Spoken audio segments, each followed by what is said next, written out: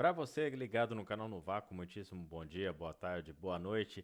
Sexta-feira, dia 28 de abril de 2023, gravando a edição de número 578 do canal no Vácuo, mais precisamente às 2h53 da tarde do horário oficial de Brasília, já depois do treino de classificação para o grid de domingo da Fórmula 1, neste novo formato que a categoria colocou para o Sprint Race, as corridas sprint, né? Estão testando este formato e alguns analistas, entre eles este que vos fala, se bem que eu não sou analista de nada, eu sou mais um blogueiro, pitaqueiro, o, o senhor Stefano Domenicali, mais o pessoal lá da Fórmula 1 do Liberty Media, obviamente estão testando um formato que pode ser estendido para todas as etapas do ano. Ou seja, faz um treino livre de reconhecimento de pista e a classificação na parte da tarde na sexta-feira. Sabadão é o dia da sprint, ou seja, é o dia de fazer a classificação com um treino de classificação com poucas voltas para a corrida de start do sábado. E depois no domingo, o evento principal, perdão. Vamos ver o que vai acontecer. Hoje foi um desastre para esse que quis acompanhar os treinos de classificação e o treino livre. O treino livre geralmente na sexta-feira para Baku é sempre antes do almoço aqui no horário europeu, porque Baku está à frente, né? São 2 horas à frente da gente aqui. O treino de classificação aconteceu, deu na largada, a bandeira verde, a luz verde, às 3 da tarde no nosso horário aqui. É o horário que a gente está ainda no escritório, tá fechando a lojinha, aí tem pelo menos mais meia hora para chegar em casa. Ou seja, eu não sei como é que foram os números de audiência do treino de classificação hoje da Fórmula 1. Não acho que foram muito altos na TV, ou seja ela na TV por assinatura ou na TV aberta, onde ainda tem TV aberta, que aqui na Europa uma das coisas mais difíceis que tem é a TV aberta transmitindo a Fórmula 1. Pouquíssimos países ainda tem isso, é muito mais TV estatal do que qualquer outra coisa. E, por exemplo, em Londres foi às 2 da tarde. O pessoal está trabalhando ainda. A ver, vamos acompanhar, né? Obviamente, se for, por exemplo, na Austrália, o treino de classificação começa às 7 da manhã. Na sexta-feira, o pessoal ainda se arrumando para ir trabalhar.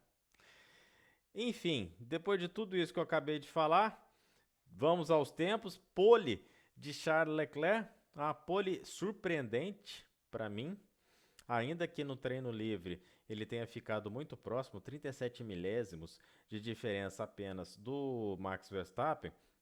A Ferrari estava andando mais em curva do que a Red Bull e parece que tinha uns 2 décimos ali no bolso.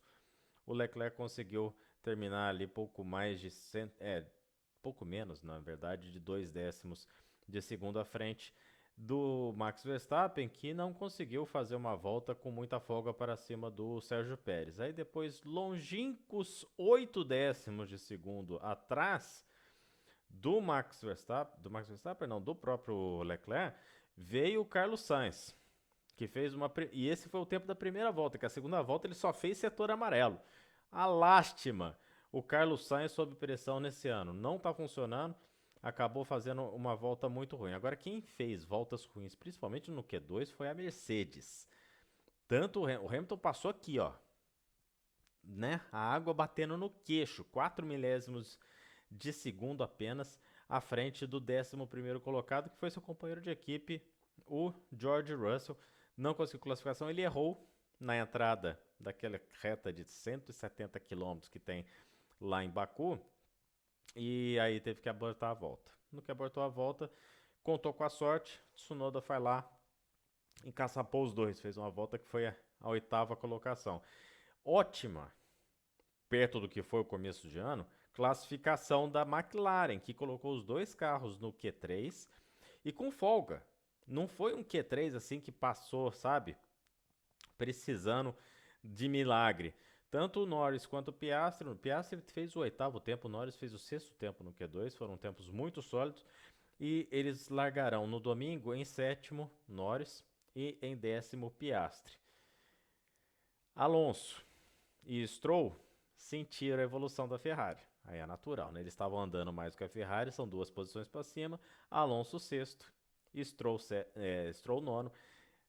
Você tirar 2 posições é mais ou menos a média de posição de largada tanto do Alonso quanto do Stroll até aqui na temporada. Depois lá para baixo, a Alpine teve um problema sério hidráulico no carro do Gasly.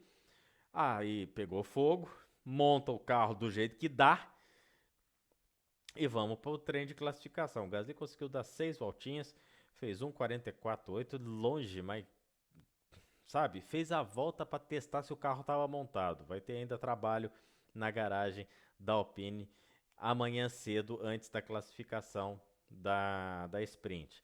E o De Vries? Até fiz questão de botar foto. Que erro, hein, De Vries? Mas olha, mas que erro crasso. Ainda mais quando o Tsunoda vai pro Q3 e larga em oitavo. Ele passou pro Q3 com sétimo tempo. O De Vries está completamente perdido, mas não é sombra, não é cheiro da estreia que ele fez ano passado em Monza com o Williams. Não se achou, não está conseguindo render e olha, rumores indicam que o senhor Daniel Ricciardo pode, num futuro não muito distante, estar arrumando um lugarzinho lá na AlphaTauri. A AlphaTauri que essa semana anunciou que o Franz Tost será a consultor da equipe, não será mais chefe de equipe. Depois da segunda prova ele chutou o pau da barraca. Vamos falar, né? Falando que não confia mais nos seus engenheiros, não confia mais na equipe de aerodinâmica. A aerodinâmica rebateu e aí fica insustentável, obviamente, fizeram a mexida. O Mekis deve ter uma lábia. Olha, o que eu já vi de gente com... Tudo bem que eu não sou nenhuma sumidade de competência, né? Não sou topo da curva, tem muita coisa para consertar na carreira. Mas o que eu já vi de gente que não tira o pó do meu diploma, fazendo o que o Max fez, faz nada, né? Na, na posição atual, ganha a promoção, que agora ele vai ser o chefe de equipe da AlphaTauri ano que vem. Olha, vai ser bom de lábia assim. Eu queria ter metade, aliás, 22%, para ser mais exato, bem menos do que a metade, da lábia que esse tal do Max tem. E vai ser o chefe de equipe da AlphaTauri. É um peso morto na Ferrari hoje, vamos combinar. Principalmente depois das estratégias que ele arrumou no ano passado. Ele era o chefe de estratégia da Ferrari ano passado, vocês lembram? Depois da Hungria, aí mexeram tudo, né? O Binotto foi lá e mexeu, porque depois ficou insustentável. O Binotto antes da Hungria falou: não vai mexer em estratégia não. Eu vi o GP da Hungria, botou pneu duro durante a corrida, acabou a história. Enfim, a Ferrari, depois de ter arrumado o carro, disse que não é uma versão B ainda do carro que eles lançaram, é um carro com atualizações, assim como a McLaren. E agora parece que por caso tanto da Ferrari quanto da McLaren deu muito do resultado. A Williams tá lá. Williams e Alfa Romeo, você pode procurar eles entre 12º e 15º, você vai achar pelo menos 3 carros, e foi o que aconteceu. Inclusive você acha 4 carros dessa vez lá no... Não, acha 3, só porque o Chu foi 16º. O Chu não passou para o Q2, não passou por pouco, que ele não passou por causa, eu tô aqui sapeando aqui, ó, ele não passou por causa de 60 milésimos de segundo de diferença atrás do Bottas e por causa de 10 milésimos, 10 não, 20 milésimos de diferença atrás do Ocon. Por pouco, o Chu não passou por Q2 hoje. E a Haas, olha, problemas de motor o dia inteiro com o Magnussen e o Hülkenberg fez o que deu. É isso, é a Haas nesse começo de temporada. Fizeram os pontinhos dele lá na Austrália, assim como a McLaren também fez, assim como o Tsunoda também fez. Aproveitaram aquela bagunça que foi o final do Grande Prêmio da Austrália para fazer ponto, mas Esquece a Haas e vamos acompanhar esse desenrolar das conversas de Magnussen com Gunther Steiner. O contrato do Magnussen vai até o final desse ano apenas. Hein? Apenas, são só 2 anos. Eles falavam em contrato plurianual, é nada, é 2 aninhos só. Se o Pérez escorrega da Red Bull, que é o que tá, né, um monte de gente ensaiando essa conversa, não duvido nada ter um patrocínio da Telmex com o Sr. Carlos Slim lá na Haas em 2024. E por falar em conversas no paddock, rumores fortíssimos, inclusive capitaneados pela própria Fórmula 1, de que o Charles Leclerc estaria em conversas com a Mercedes, assumindo que o Hamilton, num futuro não muito distante, vai anunciar a aposentadoria. Eu não vejo o Hamilton hoje pilotando para outra equipe. E o Leclerc tá naquela, né? Que é o casamento em crise com a Ferrari. Ele já começou a mexer os pauzinhos. Já sabe que lá na McLaren o negócio está meio que resolvido com o Norris e o Piastri. Na Red Bull, o Max Verstappen não vai deixar ele entrar. Então, e mesmo se ele deixasse entrar, o primeiro piloto da Red Bull sempre será Max Verstappen até 2028.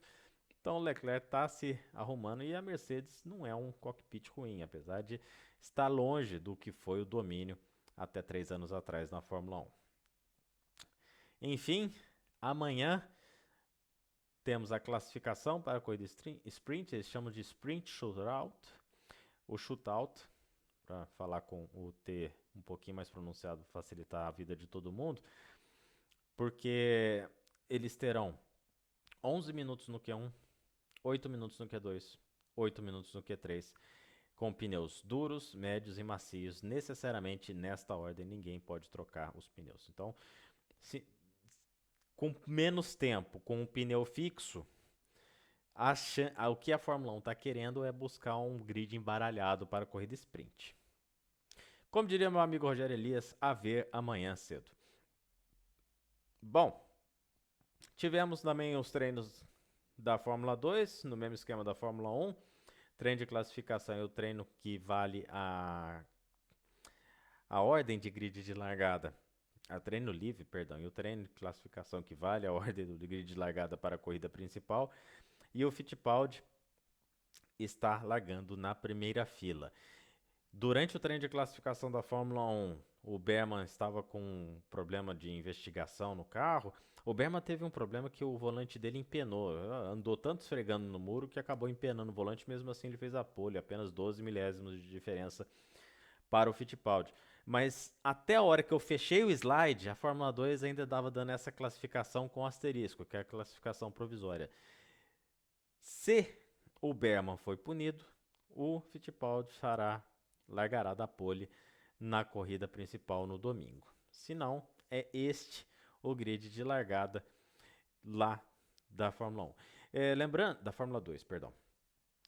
Lembrando que nesse final de semana também estreia a F1 Academy, que é a categoria estritamente feminina, são 15 pilotas com 5 equipes, 3 carros por equipe, que fará a sua estreia lá na Áustria. Não será televisionada. Começou bem, Fórmula 1. Tá dando super apoio para a mulherada chegar ao topo da categoria. Parabéns, Domenicali. Tá demais. Espetacular. Solta no F1 TV, né, gente? Bota uma equipinha lá com 6 câmeras. Vocês transmitiram o Grande Prêmio da Itália de 71 com 3 câmeras. A corrida inteira. Se colocar 6 na Áustria, cobre o circuito inteiro. Circuito de 3,5 km. Vocês querem me arrebentar, né? Fórmula 1. Enfim. Tem também a F1 Academy nesse final de semana lá na Áustria e a gente joga aqui os resultados, por que não? Teremos a Indy lá no Alabama depois de um dia, seriam 2 dias de teste, mas a chuva chegou em Indianápolis no segundo dia. O Hélio Castro Neves andou com o chassi da Meyer Shank que ele usou no campeonato, no tetracampeonato, há 2 anos atrás lá em Indianápolis. Foi o chassi que ele bateu no começo dos treinos, nesses mesmos treinos livres que foram feitos ano passado, um mês antes da corrida. O Elinho pegou um bump ali, ele com o Power, né? O Power não bateu, mas o Hélio acabou dando no muro. E destruiu o carro dele, ele ainda conseguiu classificar ou montar, a Meyer Shank montou um segundo carro lá para ele, porque não dava tempo de fazer o mesmo trabalho de alisamento. Então eles pegaram aquele carro, separaram para essa temporada e o carro tá bom. Vamos ver agora nos treinos com com mais tráfego, como que esse carro vai se comportar. O Tony também na McLaren andou bem. A McLaren em geral, os motores Chevrolet nos testes lá de Indianápolis foram bem nesse primeiro dia. Mas a pista estava com um pouco de emborrachamento, eles andaram ali coisa de 101, 102 voltas. É pouco pelo padrão de voltas que eles costumam andar em Indianápolis durante o mês. Vamos ver, depois que eles voltarem dessa corrida aqui, lá do Alabama, como que será o cronograma, ou como serão os resultados de testes. Mas por enquanto a gente fica no circuito do Alabama, porque teremos a etapa nesse final de semana, etapa que o próprio Hélio ganhou na sua estreia lá em longínquos 2012, quando andava pela Penske, e uma corrida que tem o Newgarden, que é um papatudo. Foi a primeira vitória do Newgarden, foi nessa pista. Ele ainda andava com 67, nem na Penske ele estava.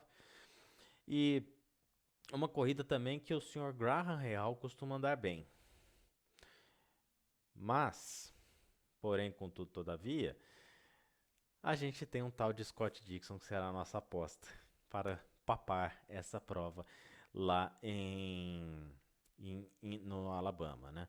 Mas terá a concorrência forte do Pato Ward, que anda super bem lá, e do próprio Alex Palou.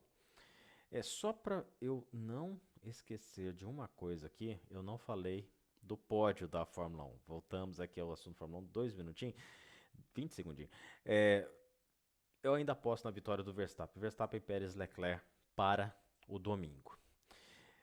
E na Indy, lá no Alabama, teremos, se Deus quiser, teremos o Queen na segunda-feira, a vitória dele, Scott Dixon, para embolar de vez o campeonato da Indy. Esse ano vai todo mundo embolado lá para a prova do misto em Indianápolis, que acontece 2 semanas antes da corrida no oval, num sábado. Temos a MotoGP lá em Jerez. A curva 11 estava derrubando todo mundo no treino da 250. Parece que arrumaram o problema que tinha lá. Tinha um problema na entrada da zebra, que o pessoal estava passando, e as 250 estavam caindo uma atrás da outra. Passaram lá, tinha um óleo, descobriram o que estava tirando a aderência lá. O treino da MotoGP, né? Eu falei 250 porque eu sou velho. Moto 2. O treino da MotoGP só faltou falar 500 cilindradas a corrida hoje, né? Mas o treino da MotoGP foi bom para os pilotos, ninguém saiu capotando. Destaque para a entrevista ontem do Marc Marques lá em Jerez, dizendo que ele queria correr essa corrida, mas 3 juntas médicas falaram: meu filho, a gente acabou de colocar os ligamentos do seu dedo no lugar. Se tu tomar um capote, não tem mais conserto. A gente vai devolver os movimentos do dedo e você vai virar dono de equipe. Aí o Mark Marques falou: bom, dessa vez eu vou ouvir, né? Não ouvi daquela vez, há 3 anos atrás, no negócio do braço. Acho que agora faz sentido eu ouvir os médicos. Então, o Iker Leconat, francês, volta à categoria andando de Honda e andará com o chassi da Honda. É óbvio, né? Sentou na moto esse final de semana, não vai aparecer entre os 10 primeiros. Obviamente. Quem andou muito bem foi Dona Aprilia, com 2 motos. Estavam com um problema muito grande, que eles têm um sensor de altura da moto para controlar. É como se fosse uma suspensão ativa na moto. Tá? Grosso modo, pelo amor de Deus, você que gosta de moto, perdão pela comparação, mas é a melhor coisa que eu achei para comparar esse sistema de ajuste de altura de moto da Aprilia, que ele é dinâmico, ele não é estático. E para Jerez, para pistas muito seletivas, parece que está funcionando. Tanto o Alex Espargaró quanto o Viñales, as duas Aprilia de fábrica, colocando as 2 primeiras posições no bolso. Depois Jack Miller de Red Bull e Dani Pedrosa, Dani Pedrosa, Wild Card, 9ª colocação com a outra Red Bull de fábrica. Olho no espanhol, é uma pista que ele já ganhou, uma pista que ele gosta. E com essa asa traseira ao melhor estilo aerofólio de Fórmula, o Pedrosa tá levando a KTM lá para a nona colocação nos treinos livres. Vamos ver a classificação. Bagnaia terminou em oitavo. Não é a pista para Ducati, muita da Ducati, né? Tanto que a primeira Ducati que aparece é só o Zarco na quarta colocação. Aí depois tem o Miguel Oliveira em quinto, Alex Marques, mais uma Ducati em sexto, outra Ducati do Bezek em sétimo, Bagnaia Pedrosa e a outra Ducati do Marini em décimo. Depois tem Jorge Matan com mais uma Ducati na 11ª colocação, ou seja, bastante essas motos, essas papatudas, essas italianas, dessa vez nesse circuito um pouco mais travado de Jerez, acabou ficando ali mais para baixo. Não tem muita reta e não é um motorzão, não faz tanta diferença. Essas motos com entre-eixo menor lá em Jerez dar-se-ão muito bem. Eu adoro uma Mesóclise. Você que está aqui acompanhando no canal sabe disso há algum tempo. Para isso, para tirar essa zica senhaca de falta de vitórias, a minha aposta é em Maverick Viñales para ganhar a etapa de Jerez no domingo, para a gente soltar aquele Queen em alto e bom som. Teremos a NASCAR em Dover, na milha monstro, o monstro de concreto lá na categoria. A primeira prova do ano lá, a segunda é sempre feita nos playoffs. E é uma prova que, quando era a Roush era a prova deles. Tinha Mark Martin, né? Tinha Carl Edwards. Depois teve Jimmy Johnson, que já ganhou algumas vezes lá, de Hendrick. Mas eu tô com a vontade de apostar no Austin Dillon, que vocês não têm noção. E será nele a minha aposta. O número 3 vai ganhar em Dover. Quem gosta de NASCAR e acompanha esse canal deve ter caído da cadeira. Mas é a minha aposta, eu vou ganhar sozinho. Eu vou fazer aquela aposta do finlandês na Fórmula 1 em 2020, no Grande Prêmio da Itália. Não vamos nos esquecer que o próprio Kyle Busch, com a outra Richard Childress, é um piloto que já andou bem lá, apesar de ter abandonado ou batido algumas corridas, mas ele conquistou vitória. Reizinho da Xfinity, né, da categoria de acesso, era Nationwide, agora virou Xfinity. Sempre ganha prova lá quando corria lá nas categorias de acesso. Kyle Busch, outro piloto para a gente observar. E a duplinha dinâmica da Hendrick, né? O Bowman com o Byron, a dupla BB. Os dois são novinhos e começam com a letra B, e eu fiz esse trocadilho infame. São dois pilotos para mim. Não acho que Penske, só se tiver aquelas bandeiras amarelas, aposta em duas, só trocar os pneus do lado direito nas últimas paradas. Vamos lembrar que Dover, apesar de ser uma pista de concreto, não é uma pista que detona tanto os pneus. É uma pista que permite, inclusive, fazer a linha de baixo, linha de cima. Os pilotos, em função do ajuste, em função da temperatura da própria pista, eles vão trocando de linha ao longo da prova. Então é muito comum em Dover, na primeira metade da prova, alguém tá andando só na linha de baixo. Aí depois de algum tempo, a pista dá uma limpada, fala, poxa, acho que a linha de cima tá melhor. Quantas e quantas brigas a gente não viu com o próprio Mark Martin ganhando corrida no passado, ele fazendo só a linha de cima. O Carl Edwards também era mestre de só fazer a linha de cima lá em Dover. Minha aposta, entretanto, ficará com o nosso querido Austin Dillon no número 3. Acabaram os slides, mas não acabou o nosso amor pelo World Rallycross, que terá sua estreia na Hungria neste final de semana, com os papais Hansen e papai Christopherson andando lá. Vamos ver que bicho que dá. E a nossa simples e grandiosa e humilde pilota Clara Anderson da Suécia para fazer mais uma temporada completa e com chances de brigar pelo título. Tudo bem que tem o Johan Kristoffersson que papa tudo, tem o Timmy Hansen que hoje é um dos poucos pilotos que fazem frente a ele. Para as provas lá da Hungria, eu quero tocar Queen. Johansson não. Olha eu. Christofferson, pra gente tocar Queen na segunda. Johansson. Eu fui lá na Suécia. Eu falei da Suécia, Clara Anderson, eu lembrei do Stefan.